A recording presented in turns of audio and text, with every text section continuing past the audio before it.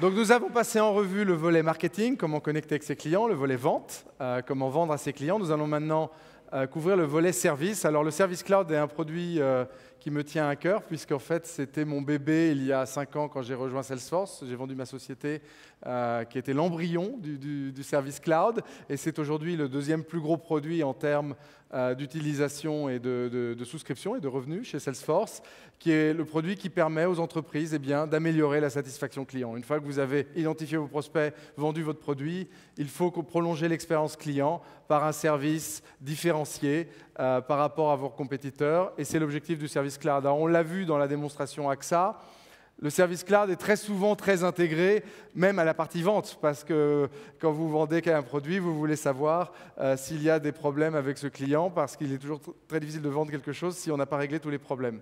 Donc le Service Cloud, c'est l'offre Salesforce pour un service client. On a un deuxième élément de fierté sur le Service Cloud, qui est frais d'il y a 15 jours, donc on est ravis de le présenter aujourd'hui.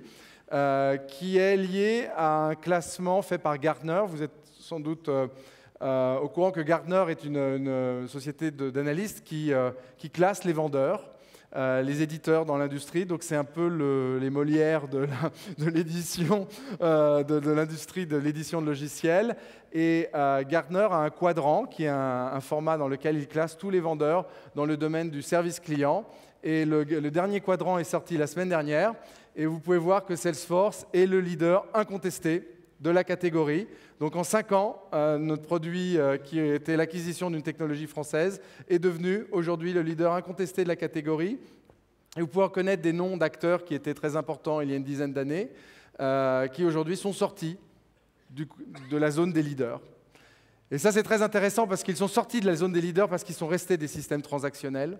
Ils ne sont pas devenus des systèmes collaboratifs, ils ne sont pas devenus des systèmes qui permettaient de mettre le client au cœur de l'interaction et de l'exécution. Donc j'aimerais maintenant lancer une rapide vidéo pour vous montrer le Service Cloud en action. Merci. Et si vous pouviez interagir avec vos clients plus efficacement, tout en augmentant la productivité de vos agents et en regroupant vos canaux de support au même endroit? Le Salesforce Service Cloud oriente les cas clients vers la bonne personne. Peu importe le canal, un numéro vert, un email ou même Facebook et Twitter. Vous bénéficiez d'une vue complète du client, comme son dernier tweet à propos de votre produit ou ses centres d'intérêt sur Facebook. Si vous ne trouvez pas la réponse, il est facile d'escalader une question vers vos meilleurs experts. Alertés et mobilisés, ceux-ci collaborent en temps réel pour trouver la bonne réponse. Rien de plus facile que d'envoyer cette réponse au client. Aussi simple que de lire un tweet, participer à un chat ou discuter sur FaceTime. Grâce à l'intégration des ventes et du marketing, les agents vendent des produits supplémentaires sans passer par un autre système. Imaginez une communauté en ligne où, en plus des agents, les clients ont la possibilité de s'entraider. Un centre d'aide communautaire qui s'étend du site web de votre entreprise jusqu'à sa page Facebook. Le Service Cloud améliore vos interactions avec les clients, mais il permet aussi aux managers d'interagir avec les employés. Il suit la productivité des agents et la satisfaction client sur l'appareil de son choix.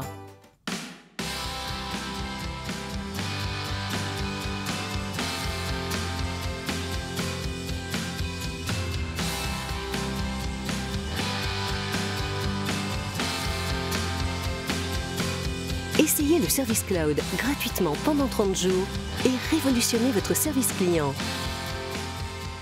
Donc le Service Cloud et l'offre de service client, c'était le 3e volet. Nous allons maintenant couvrir le 4e volet, qui est en fait quels sont les process qui sont propres à votre métier. Comment vous pouvez innover et développer vos propres applications qui sont très spécifiques à votre métier. On a un exemple ici à l'écran d'un de nos clients qui est Burberry, et qui utilise bien entendu le sales, le service, le marketing, mais il y a des tas d'applications que Salesforce n'a pas en termes d'offres packagées, applicatives, comme par exemple le clienteling dans les magasins.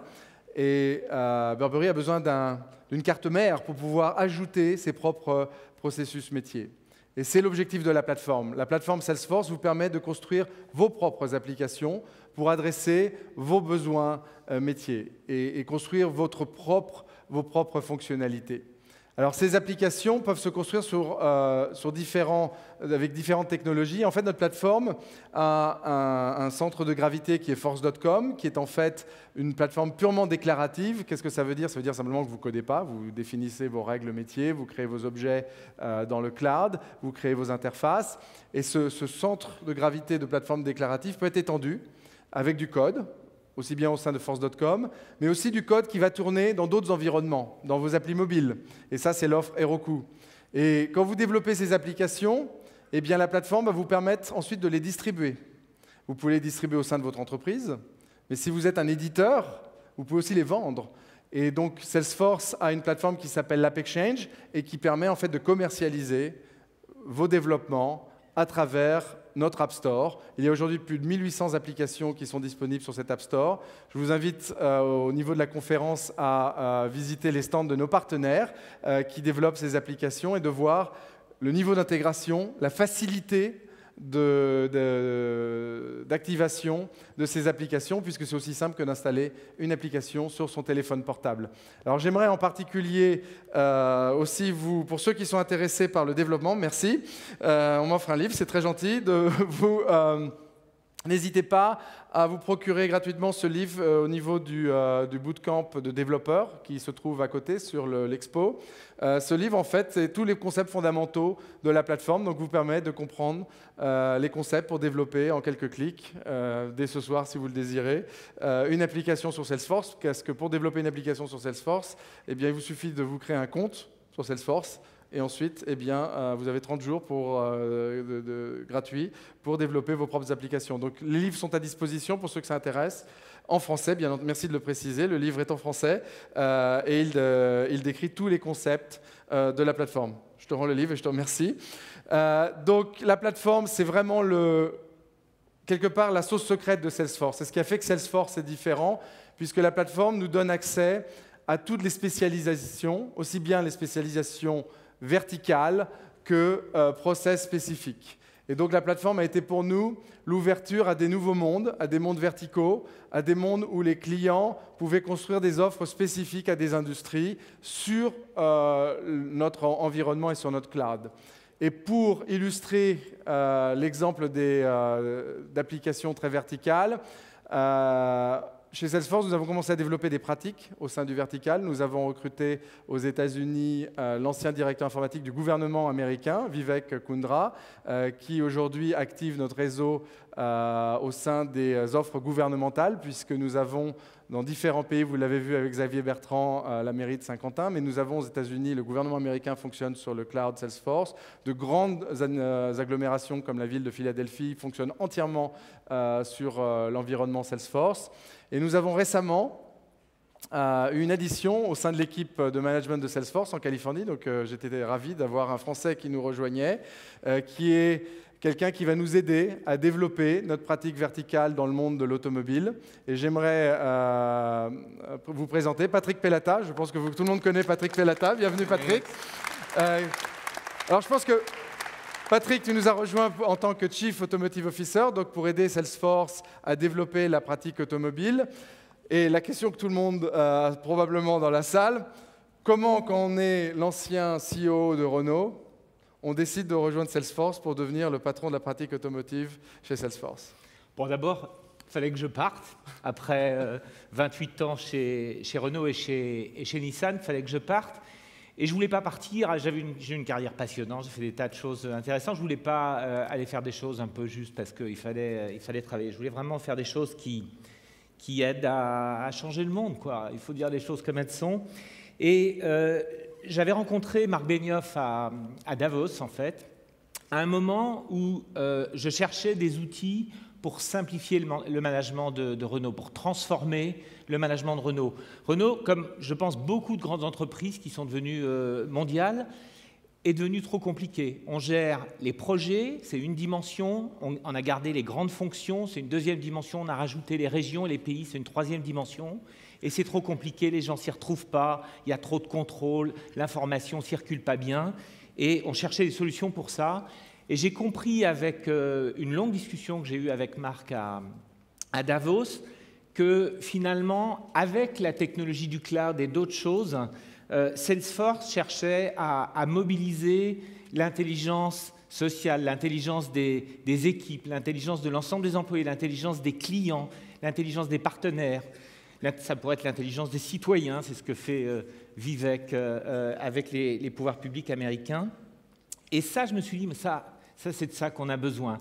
Donc là, j'ai vraiment bougé vers Salesforce, mais comme acheteur de la technologie de Salesforce. Et puis ensuite, quand j'ai dû partir, là, je me suis dit, l'automobile, elle a deux grands challenges qui sont en train d'arriver, elle n'est pas bien préparée pour ça. Le premier, c'est les médias sociaux. En face d'énormes dépenses de publicité dont on sait très bien qu'elles ne sont pas très efficaces, les médias sociaux, c'est quelque chose de complètement différent, c'est une manière d'arriver beaucoup plus subtile, mais par contre, il faut s'organiser pour ça, il faut les bons outils. Et la deuxième chose, c'est les voitures connectées. Les voitures connectées, ça va changer énormément de choses, c'est juste le tout petit début. Et je me suis dit, oui, Salesforce, ils ont tout ce qu'il faut pour faire ça. Je ne savais pas encore le détail de la technologie, j'ai appris depuis, et je ne regrette pas. Et surtout, tu as pu rencontrer des tas de grands constructeurs informatiques. On a été ensemble rencontrer d'ailleurs des constructeurs très innovants dans la Silicon Valley et vivre la révolution de la voiture connectée et avec des histoires fabuleuses, effectivement. Tout à fait. Donc là, je pense que l'industrie automobile, elle a devant elle maintenant un beau champ de transformation. C'est une industrie plus que centenaire. Renault a 115 ans, je crois. Mais c'est aussi une industrie de high-tech. Et elle a des challenges, là, certains, le CO2, elle sait faire. Transformer les organisations pour le management, on verra. Il y en a qui sauront peut-être faire. Et puis, sur les médias sociaux, la révolution des médias sociaux, la révolution de l'expérience client, ça, je pense que c'est quelque chose qui va faire la différence entre les très bons, les bons, et puis ceux qui vont rater quelques marches. Tu nous as concocté pour aujourd'hui quelques exemples. Quelques illustrations, donc je te passe la main avec une société que tu connais un peu. Donc je te laisse prendre la main pour parler de ton expérience et des ruptures dans l'industrie automobile. Voilà, merci Alex. Donc je vais inviter sur la scène Patrick Hofstetter, qui est le patron de la Digital Factory de Renault. Bonjour Patrick. Bien, alors je voudrais te poser une première question qui est finalement, c'est quoi la Digital Factory? Et derrière cette question, comment Renault s'adapte à cette révolution de l'expérience client? Alors peut-être avant d'expliquer la Digital Factory et l'origine de la création de la Digital Factory, en fait, comme tu l'as dit, il y a le digital apporte deux transformations au niveau de Renault ou de n'importe quel constructeur automobile. Déjà en interne, où le digital est en fait plutôt une opportunité qui permet justement de casser les fameux silos dont tu parlais et la complexité d'une organisation où aujourd'hui, Renault, c'est 120 000 salariés, c'est en effet plusieurs directions centrales, des régions de plus en plus indépendantes, un mode de fonctionnement industriel donc assez complexe. Et donc le social, le digital permet de fluidifier et d'accélérer la dynamique interne. Et d'autre part, de façon presque aussi importante, si ce n'est plus importante, vis-à-vis de nos clients, le digital est en train de littéralement transformer l'ensemble du fameux purchase funnel, l'ensemble du parcours client. Puisque d'un côté, grâce ou à cause du digital, le nombre de marques que des clients ont en tête avant d'acheter une voiture est passé en moyenne en Europe, par exemple, de 4 à 6 marques. Et d'autre part, après l'achat, le digital, et notamment le social CRM, comme on l'appelle, permet justement de trouver un nouveau canal, si je puis dire, de promotion et d'upsell pour Renault. Donc du coup, par rapport à ça, en termes d'organisation, l'organisation chez Renault en a fait pas mal évolué depuis quelques années. Or, il y a à peu près 3 ans, le directeur général de Renault de l'époque, très visionnaire, avait eu la brillante idée de créer la Digital Factory, dont j'ai la responsabilité. Pourquoi Factory? Donc digital, parce que donc, on s'occupe de l'ensemble des activités digitales du groupe, B2C, B2E et B2B.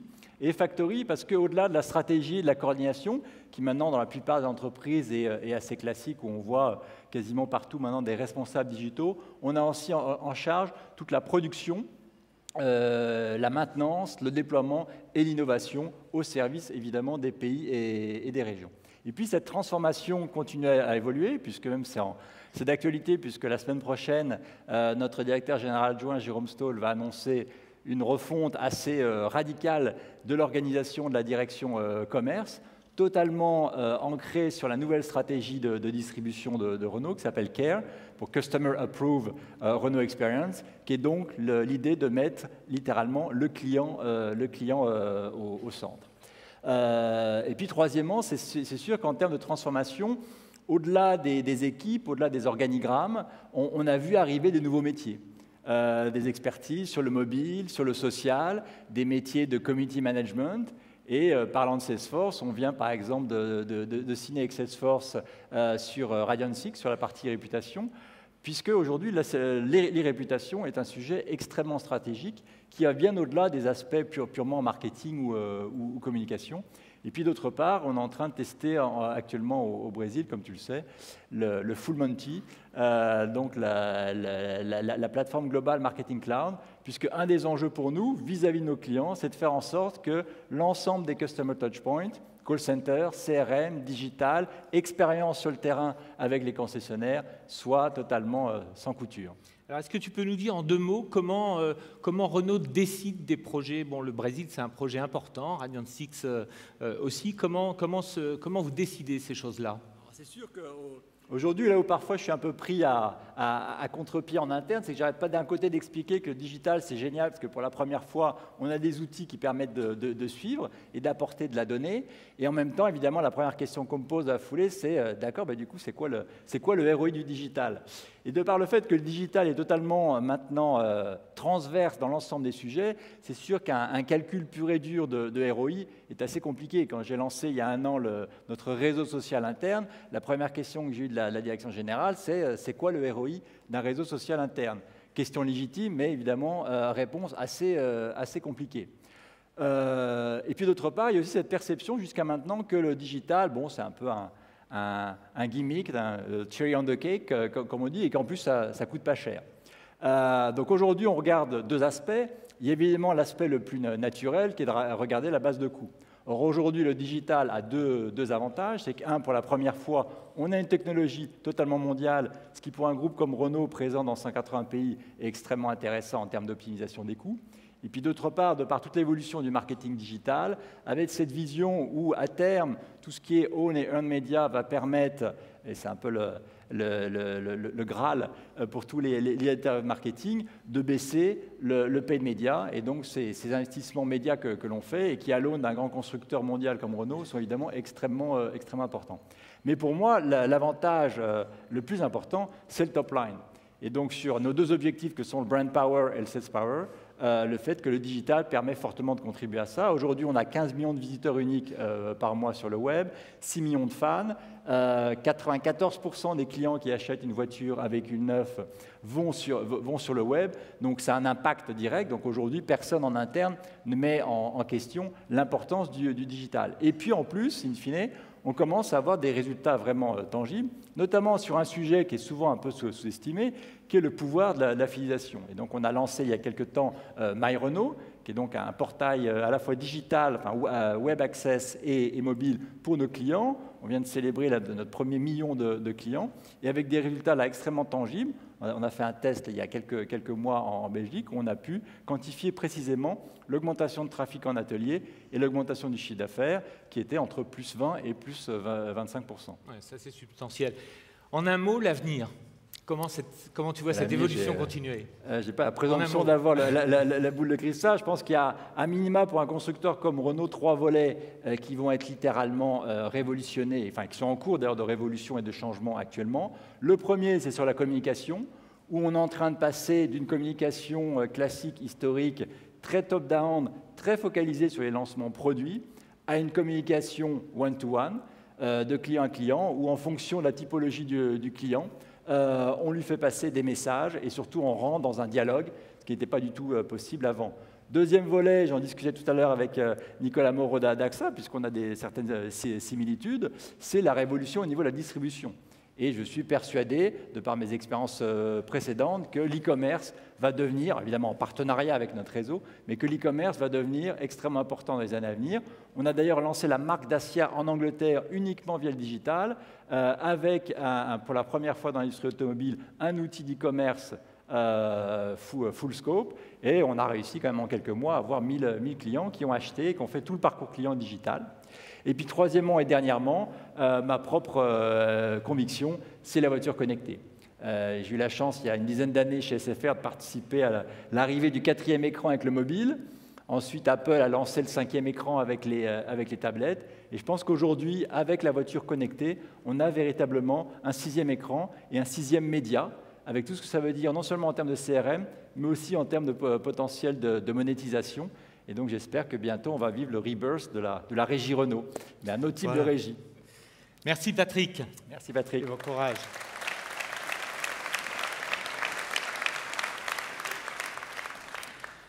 Alors, dans le futur, il y a la voiture connectée. Alors, sur la voiture connectée, on va vous montrer maintenant ce qu'on pourrait faire avec la plateforme. Et on a choisi assez naturellement une voiture qui s'appelle Zoé. Vous ne l'avez pas entendue arriver, mais elle est là.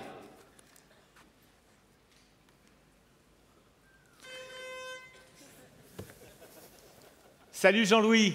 Ça va? Alors comment tu la trouves ta Zoé connectée? C'est incroyable. C'est vraiment une autre expérience. Bon, déjà, c'est silencieux, c'est confortable, c'est feutré, ça accélère vraiment bien. Et puis, l'autre expérience vraiment différente, c'est qu'avec ce véhicule, on est toujours connecté. Oh, c'est quoi ça? Ah bah, le géofencing. Je commence à te parler, je suis un peu distrait, je m'éloigne de la voiture. En fait, je suis prévenu sur mon téléphone mobile que je m'éloigne sans la mettre en recharge. Et tu en as d'autres, des applications comme ça? Ah bah, plein. En fait, ça, c'est en train de devenir mon tableau de bord. Sur mon téléphone mobile, j'ai l'ensemble des informations. Alors évidemment, le niveau de batterie, on voit que je suis effectivement assez faible, 10%, il va falloir que je la recharge. Mais je vais avoir plein d'autres informations sur cette application, un flux d'informations qui vient de l'ensemble de l'écosystème. Et même d'ailleurs des applications, y compris des applications tierces, comme une application qui viendrait d'AXA pour gérer mon assurance. Ok, génial. Et n'oublie pas d'aller rebrancher ta voiture. Je viens tout de suite. Je vois d'ailleurs que c'est une borne Schneider électrique, dont vous savez, ça me rappelle des souvenirs, une belle collaboration entre Renault et Schneider Electric. Qui fait que c'est une borne de recharge rapide, en fait, qui est probablement la plus économique au monde aujourd'hui grâce à cette collaboration. On revient à Jean-Louis. Jean-Louis, tu es au bistrot, là, qu'est-ce que tu fais? Bah oui, écoute, pendant que mon véhicule se recharge, là, je me suis installé tranquillement en terrasse avec un petit verre de 51 rosé, on y reviendra tout à l'heure, avec mon ami Jean-Michel que vous avez vu tout à l'heure. Tu veux un café? Oui. Enfin voilà, on est tranquillement en terrasse. On est en train de discuter là sur Facebook, on se promène un peu. D'ailleurs, sur Facebook, mon véhicule me parle. Tu veux dire que tu as déjà déclaré à Renault que ton canal de communication préféré, c'était Facebook, c'est ça? Exactement. Ce n'est pas intrusif, c'est mon choix. J'ai choisi d'être en communication à travers ce canal. Et donc directement dans Facebook, en fait, on m'envoie des notifications. Alors là, je vais aller regarder de quoi il s'agit. Il semble que ce soit quelque chose qui concerne mes pneus. Il y a un lien, je vais suivre ce lien et je vais directement aller dans My Renault. Et dans My Renault, sur ma tablette, je vais retrouver l'ensemble des informations que j'avais tout à l'heure. Le fast charging est en train de fonctionner, on est monté à 14%. J'ai le flux d'informations qui vient de mon écosystème. Je vais retrouver en fait mes applications, dont les applications partenaires dont on parlait tout à l'heure. Et puis je vais avoir ici un ensemble d'informations, dont d'ailleurs je vois sur l'icône du véhicule que j'ai une petite alerte. Donc on va regarder de quoi il s'agit. Et on voit ici qu'on a tout ce qu'il faut pour gérer le cycle de vie du véhicule. On va avoir la capacité à regarder quand est-ce qu'on doit faire des contrôles techniques, une révision, etc. Mais là, je vois d'ailleurs que pour le mois de mai, j'ai quelque chose à faire qui concerne les pneus. Donc je vais devoir changer mes pneus. Je vais directement ici pouvoir prendre rendez-vous. Et comme je suis géolocalisé, on va me proposer un concessionnaire ou un garage partenaire qui est proche de la porte de Versailles, proche du parc des expositions. Alors ici, j'ai aucune raison d'attendre. Je vais essayer de prendre un rendez-vous pour dès cet après-midi. Donc je vais essayer de prendre ce rendez-vous. Et puis voilà, je vais pouvoir avancer, retourner dans mon flux d'informations. Je vois d'ailleurs ici que je suis félicité par rapport à ma façon de conduire. En fait, le véhicule sait comment je conduis. Et il y a j'ai une conduite qui respecte l'environnement, une conduite écologique. Et en fait, il y a un système de points. Alors, en fait, on est un petit peu en compétition. Là, c'est à celui qui aura le meilleur score. Là, j'ai 80 sur 100. Celui-là, je crois que je vais le poster sur les réseaux sociaux avec Twitter.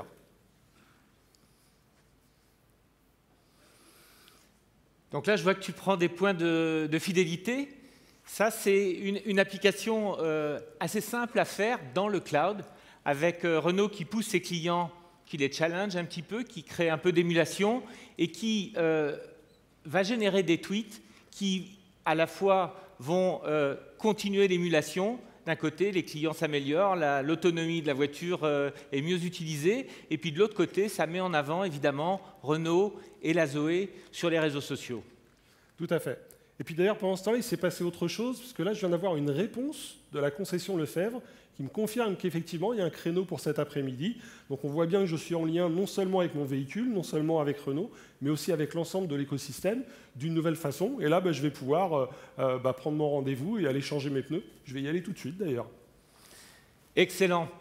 Donc, ce qu'on voit avec ce petit exemple, c'est que la plateforme permet de faire de façon très rapide, en fait, dans le cloud et de façon avec des gens qui connaissent simplement bien le processus, des applications qui vont être à la fois sociales, qui vont être connectées et qui vont pouvoir s'intégrer au mobile. Tout à fait. Et connecté d'ailleurs, y compris depuis le véhicule, puisque là, je suis dans Zoé, et grâce à la tablette, sur Airlink, j'ai ces connexions. J'ai d'ailleurs ici, je vois le tweet de confirmation de la concession qui me dit qu'effectivement, je peux venir cet après-midi. Donc, ce que je vais faire, c'est que je vais leur confirmer tout de suite que je viens. Hop, et je vais pouvoir le faire directement sur les réseaux sociaux. Et je vais leur dire donc que je viens, je tweete. Voilà, et là, le tweet part. Je peux aller changer mes pneus. À tout à l'heure. Salut Jean-Louis.